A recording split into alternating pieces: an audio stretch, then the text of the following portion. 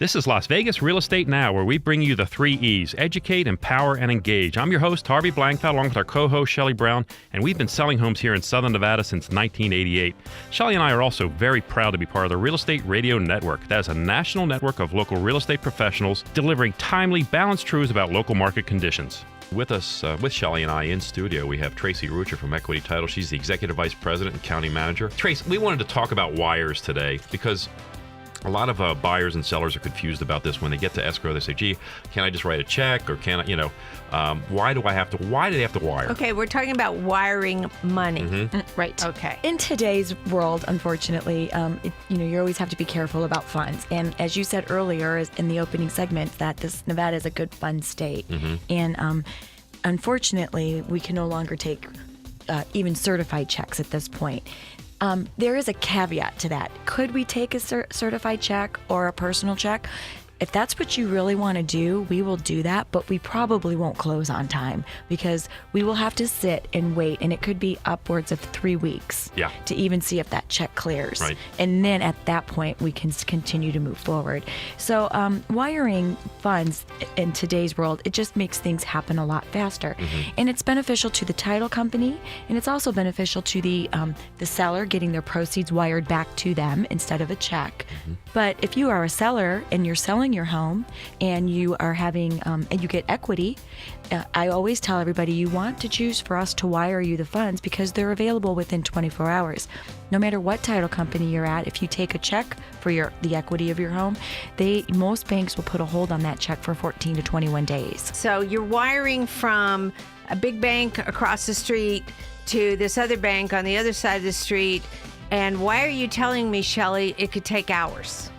Well, it's about the Federal Reserve. Uh-huh. It's about the bank's cutoff times. There's so many variables that come into play that a lot of people don't understand. There's even a variable is somebody sitting at their desk when that wire hits and able to push it through. So basically, when we wire out from our bank, because we have to use our bank, obviously, it goes to the Federal Reserve, depending. Sometimes it's the East Coast and sometimes it's the West Coast. Right. And then once it goes through there, then they have to push it to the individual's bank. One other really important thing about wiring money, and Shelley, when you said you had your client start her wire process for her down payment the day before, one thing you guys have to remember is even when the money does hit escrow, we still have to record.